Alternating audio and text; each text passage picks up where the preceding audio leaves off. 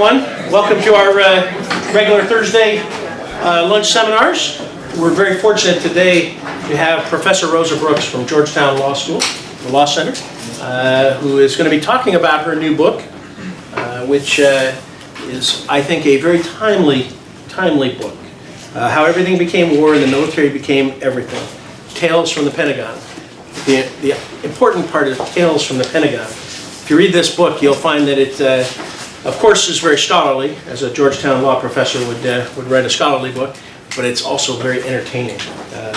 I was going to bring my wife so we could swap stories about military life there, and so a lot of great stories and anecdotes in here. But this is a really timely book, and of course, she worked in the Pentagon in policy, which is really, there's probably two centers of gravity in the Pentagon. One is money acquisition, and the other is policy. And so she worked really at the center of our military, and from a very unique vantage point, and at a time, during this war on terrorism, where she's really been able to observe what has happened, and she's thought a lot about it. And in this book, I thought when I first got it this summer, I thought, oh, this will be very good for, if Secretary Clinton becomes president, this would be very useful. And of course, the election didn't turn out the way most everybody thought. Upon reflection, I think this book is even more timely. As an example, today's Washington Post talked about Senator Kaine giving a speech about the authorization for the use of military force. Rosa talks about that in here. And those 60 words, what they mean. And now we have to think about, Senator Kaine's calling for a new authorization of military force for Syria and things that are going on around the world. And the question is Congress going to live up to its responsibilities to do something? And can they do something between now and January 20th? And which I think is highly unlikely. And so on January 20th, how does the new president and his administration interpret the authorization of use of military force, as a blank check to continue doing quite a bit of military operations around the world? Civilian control of the military is discussed in her book, and so we've got perhaps possibly 3 general officers in contention for cabinet positions. General Mattis for Secretary of Defense, General Petraeus for Secretary of State, General Kelly for Homeland Security. Now, of course, they're all retired. They are civilians, but some would say, that that's an affront to civilian control of the military. And we don't know how that's going to turn out. Although I've heard by the end of the week, which I guess is tomorrow, he's going to make a decision on Secretary of Defense. So we'll see what happens there. And then, of course, something I'm kind of partial to, the gray zone. And so this space between peace and war, where we are seeing, conflict throughout the world taking place. So I just mention that because this book really has something for everyone, and it is a book that should be read and studied. And I commend it to all of you as security studies students because it is very relevant and very timely. So with that, I will turn this over to Professor Brooks. Thank you. Dave. Where do you want me? Anywhere you want to sit, stand, if you want the podium, wherever you like to. Maybe I'll just sort of perch over here. That's not a good idea. I'm going to perch carefully.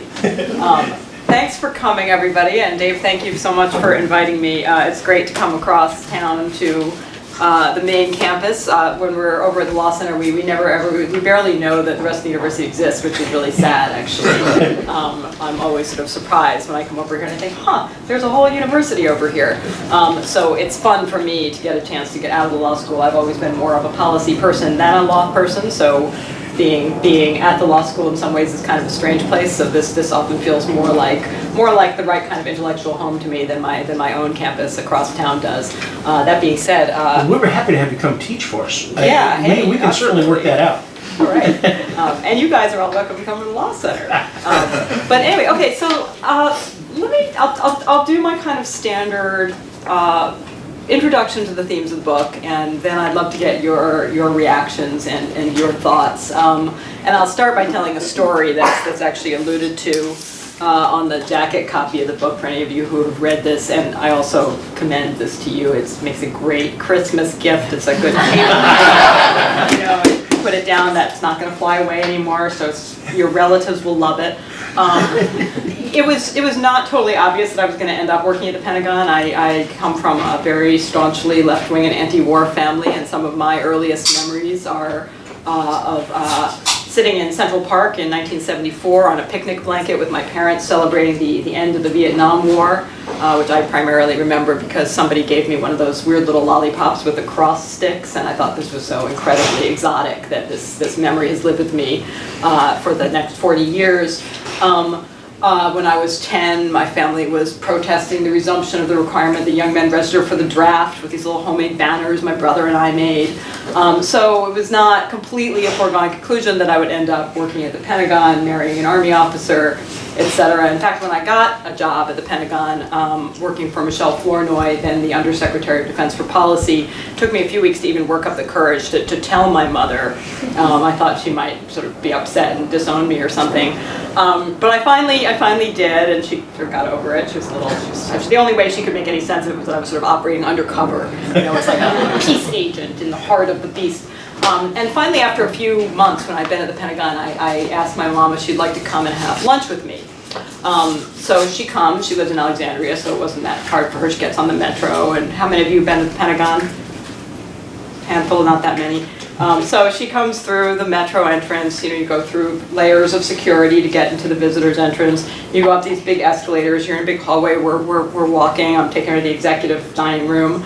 And we walk past CVS, and we walk past the florist, and we walk past the chocolate shop, and we walk past, you know, the ATMs and the barber shop and the food court. And at a certain point, my mother just stops. And, you know, needless to say, if you stop at rush hour in Pentagon quarters, you kind of get mowed down by passersby. So we're totally obstructing traffic at this point. People are flowing around us looking annoyed. So I stopped too, of course. I'm like, what's the matter, Mom? And she looks around her and she says, you're telling me that the heart of American military power is a shopping mall? And well, you know, kind of, yeah.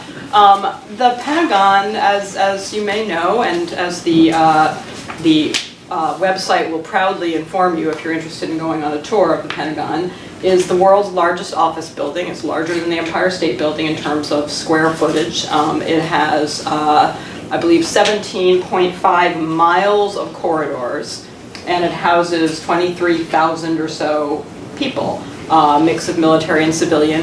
And not particularly surprisingly, if you've got a really large building that's hard to get into and out of, that 17.5 miles of corridors over the years have sprouted a zillion shops and restaurants to cater to those 23,000 employees. Over time, I think it's accurate to say that the US military itself has also come to offer a similar kind of one-stop shopping experience for the nation's top policymakers.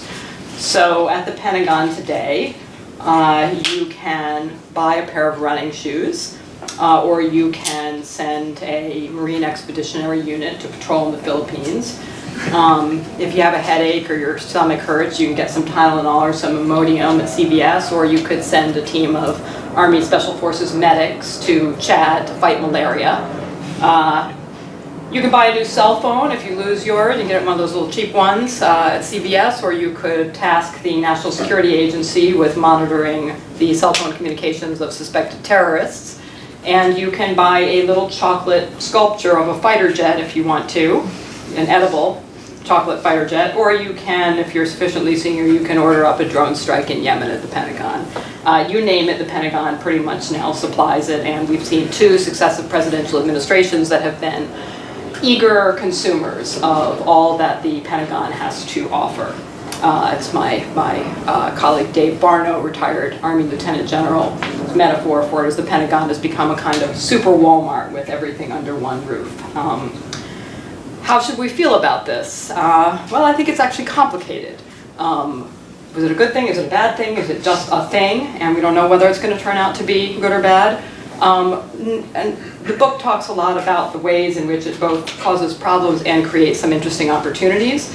But I certainly think that the transformation of the US military and the Defense Department more broadly into the world's biggest one-stop shopping operation is both a product and a driver of some pretty seismic changes in how we think about war very, very broadly. What does it mean to have a war? What is a war? And how we think about those categories. With some real consequent challenges, and there's sort of two main strands in the book itself, for how we think about law. You know, when you start thinking differently or murkily about war, that has profound implications for our ability to apply existing laws in a way that makes sense. So a big strand of the book is talking about the implications of our changing conceptions of war for law and the rule of law. And the other big strand in the book is obviously if you change how you think about war, you change about how you think about what is a military task, what is not a military task, what is the military for. So it has pretty profound institutional consequences as well for the US military. In some ways, we have gotten into a vicious circle, and it's one that I'm sure you have all spent time talking about and thinking about. After 9/11, we sort of got into the habit of viewing novel security threats coming from novel quarters through the lens of war. The threats coming from non-state terror networks, from cyberspace, from the impact of poverty, political repression, genocide, climate change, you name it. We get into the habit of viewing each new threat through the lens of war. We then end up assigning our military to take on more and more and wider range of non-traditional tasks. The more threats we think of as war, the more threats we conceptualize as war, the more we kind of sweep into the ambit of the law of war. More and more spheres of human activity with significant consequences for our willingness to tolerate government secrecy, lack of accountability and so forth, and use of lethal force and other forms of coercion by the state. Needless to say, the more we think of as war, the more tasks we ask the military to take on. That means higher defense budgets, which means there's less to go around for civilian agencies, which means that we freeze or cut the budgets of the civilian foreign policy agencies, which means that their capabilities dwindle, which means that they're less able to do the things we want them to do, so we turn to the military to pick up the slack, which means even higher military budgets, and the cycle kind of continues. It's the old adage, the overused cliche, you know, if your only tool is a hammer, everything looks like a nail. Well, if your only functioning government institution is the military, everything starts to look kind of like a war. And war rules look like they apply everywhere, displacing sort of ordinary peacetime norms and rules. Similarly, when everything looks like a war, everything starts looking like a military mission, displacing civilian institutions and further eroding their credibility, even while we overload the military in all kinds of ways. So who cares? Why should we care about any of this? You know, a lot is at stake in terms of when we think about why is it important that we have clarity about what's a war and what's not a war. You probably all know the famous lines from Shakespeare's Henry V. In peace there's nothing so becomes a man as modest stillness and humility, but when the blast of war blows in our ears, then imitate the actions of the tiger. Stiffen the sinews, summon up the blood, disguise fair nature with hard-favored rage. And the basic idea is a really familiar one to all of us, which is that in times of war, there are things that we consider immoral and illegal in times of peace, that we consider moral, legal, and good, praiseworthy in times of war. You know, in times of peace, you are not supposed to run around killing people. The state can't kill people without extensive layers of due process protections and extensive judicial proceedings and so forth. In times of war, a soldier can lawfully kill an enemy combatant, and you may be legally obligated to do so, in fact. You might get a medal, and if you don't do it, you might end up being prosecuted yourself. So we flip a lot of our sort of basic morality in terms of what we think is acceptable and what we think is unacceptable gets flipped in time of war. And the same is true for censorship, government surveillance, detention, and so forth. In peacetime, our norm is in favor of individual rights and demands an enormous amount of due process before the state can infringe on people's liberty, their privacy, and so forth. In time of war, we say that has to be put aside for a time, and we're much more willing to tolerate the government infringing on our rights and doing it in secret and not having kind of the normal layers of judicial review and so forth that we take for granted. We accept these infringements on rights and greater bias in favor of giving the state latitude to use force and coercion. We accept that in time of war precisely because we think of war as a temporary exception to the norm. We think of it as a kind of a bounded state of exception. And we're willing to have, on a temporary basis, changes to the sort of core rules we live by because we think it's not going to last that long. We revert back to normal, back to ordinary peacetime rules. And for that reason, one of the most fun parts for me of researching the book was doing a lot of research into the history of how societies have thought about war and peace throughout history. Anthropologically, and virtually every human society throughout time has tried to draw a sharp line between war and not war, between warriors and not warriors, the role of the warrior and the role of civilians. And think about, obviously, here in the West, until a century ago, our Western fiction, at least, was that wars should be formally declared. They should be fought on clearly delineated battlefields by uniformed soldiers operating within hierarchical military organizations. In different societies and at earlier times, humans have come up with dozens of other kinds of rituals to distinguish war from peace, war from not war, warriors from civilians. And I'll give you a few of my favorite examples.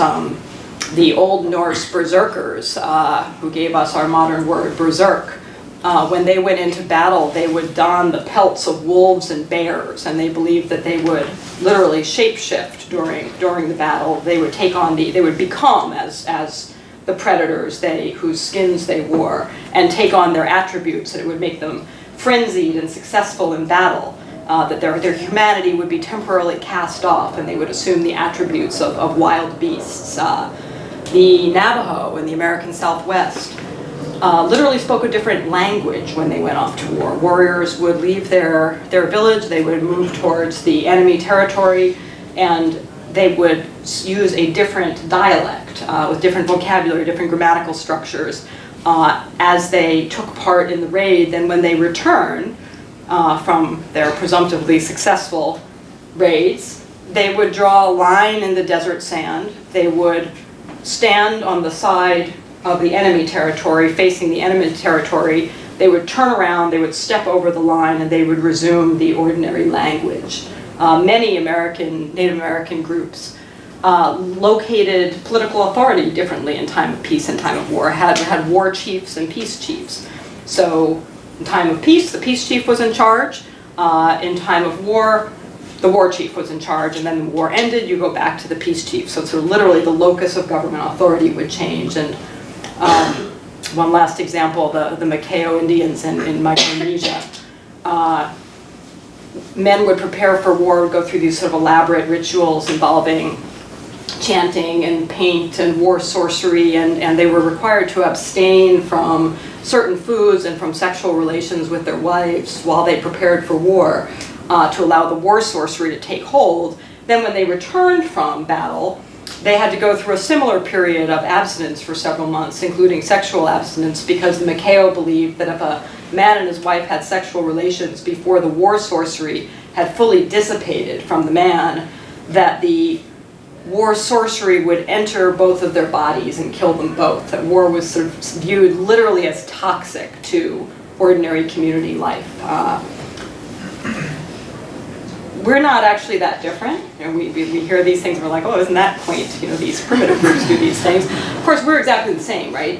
In terms of how we develop myths and rituals to draw symbolic lines between war and peace, and think about basic training. Think about soldiers. We send our young soldiers, they shear off their hair. Their clothing is taken away from them. They wear clothing that is identical to everyone else. Uniforms are uniform to take away the prior identity and individuality and replace it with a new corporate warrior identity. Our soldiers, Marines, sailors, airmen wear little bits of metal and colored ribbon on their chests, little little symbols that are often unintelligible to those who are not initiated. They engage in elaborate and purposeless dances, ritualized drill ceremonies, which have no current military purpose, right? But they serve a ritual function to say, what does it mean to be a soldier? It means you heart pointless formations, as the, I'm facing that duffel blog t-shirt, it's got big I heart pointless formations. My husband loves his. We too, much like the berserkers, we name our weapon systems and our vehicles after fearsome predators, the hornet, the falcon, the predator itself, as if we too believe that we will then take on the attributes of predators in times of war.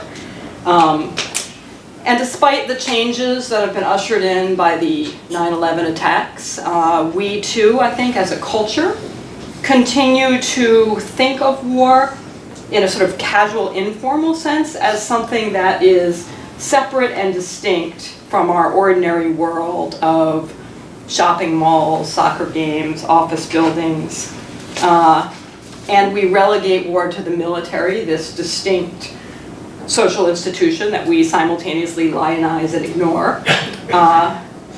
We like to think that war, remains a kind of easily recognizable state of exception. And the military is an institution that can be easily, if somewhat tautologically, defined as the institution that engages in specialized war-making functions. The problem, needless to say, is that in a world that is rife with transnational, non-state terror networks, with cyber threats, with other forms of disruptive non-state actors and so forth, this just isn't true anymore. Our traditional categories, war, peace, military, civilian, get stretched to the point where they're frequently almost useless in telling us anything about the way the world is, and they often end up pushing us in very funny directions when it comes to law and institutions. You talk about gray zone conflicts, something that's a big piece of the book. In a cyber conflict or a war on terrorism, where's the battlefield? You can't have a geographically, spatially delineated battlefield anymore. When does a war begin and end in a war with a decentralized, non-hierarchical, non-territorial actor? How would you know? How could you? It's not just that you don't know, it's sort of how could you know? It's not just we don't know when Germany will surrender, it's that what would it even mean for the adversary to surrender or stop fighting? We don't know quite what that means. We don't know what counts as a weapon anymore.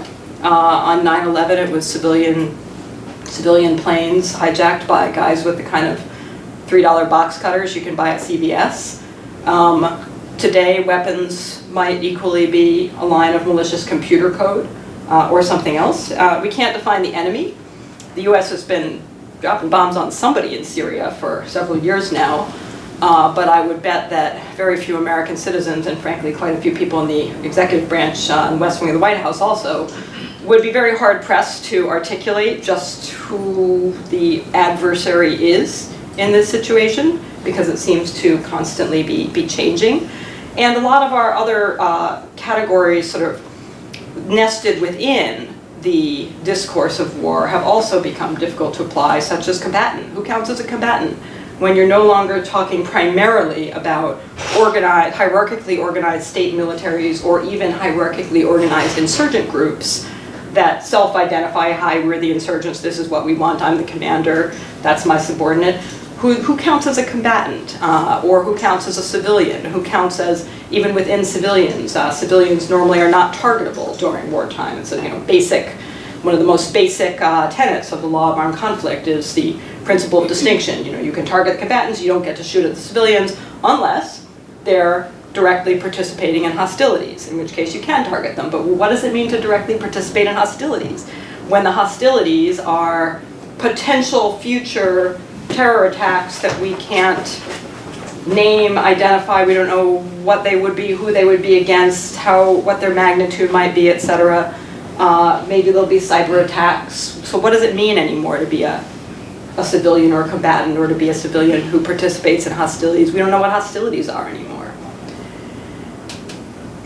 And you think about it, you can think of specific examples. The Chinese hacker Under some circumstances, are they targetable as a combatant or as a civilian participating in hostilities? You know, what about the Pakistani teenager who spreads ISIS recruiting messages and bomb-making recipes through social media, et cetera? Are they targetable always, sometimes, never, in some places but not others? Hard to say. Go back to what's at stake, right? When there's a war, the law of war applies, and put it in totally simplistic terms, we lawyers have a fancy term for the law of war, technically the law of armed conflict. We call it the lex specialis, which is a fancy Latin way of saying special law. It's special law. We call it special law because it applies in special circumstances. The special circumstance in which the law of armed conflict applies is during armed conflicts. The rest of the time we apply the lex generalis, the general law, which is the default. You know, by definition, the lex specialis is the exception. It's the sort of special carve out, and the lex generalis is the rest of the time, ordinary time. The problem with having the lex specialis, the law of armed conflict, is awesome, right? It's extremely detailed, very elaborate, answers all your questions, you know, down to, you know, exactly how many minutes prisoners of war are allowed to play soccer, and, you know, whatever you want to know, the law of war will answer your questions. The only question it will not answer is what is a war. So one thing the law of armed conflict doesn't actually tell you is what counts as an armed conflict, so when do you apply it?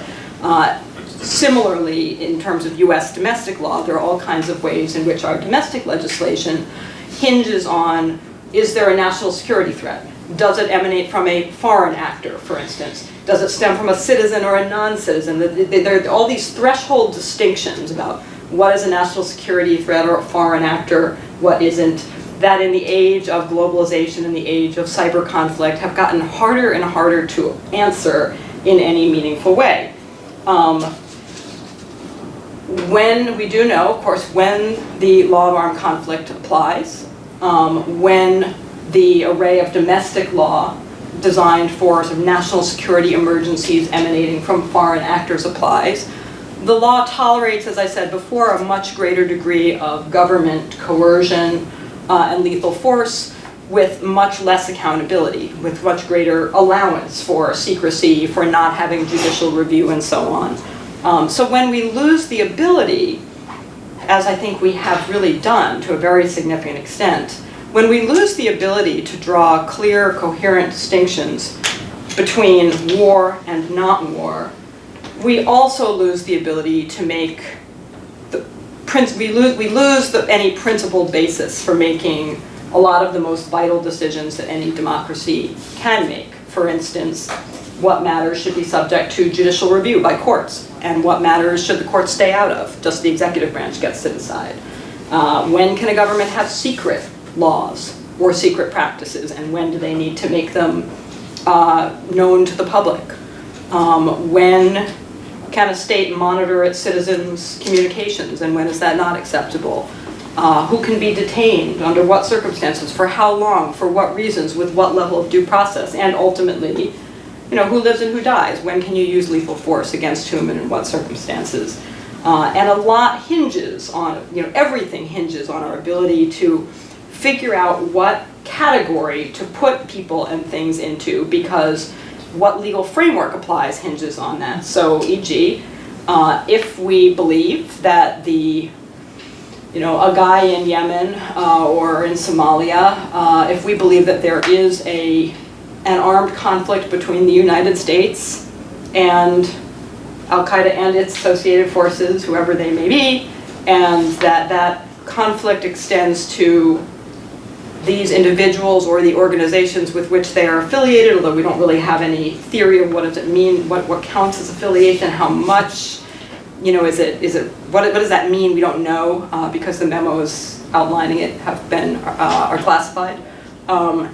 If we think that those people and organizations are combatants in an armed conflict between the United States and somebody, then a drone strike in Somalia or Yemen is morally and legally identical to an American soldier jumping off a boat during the D-Day invasion and firing at a German machine gunner, right? They're identical. They're exactly the same thing. They're the lawful wartime targeting of enemy combatants. If we think, wait a second, doesn't seem to have that much in common with the beaches at Normandy.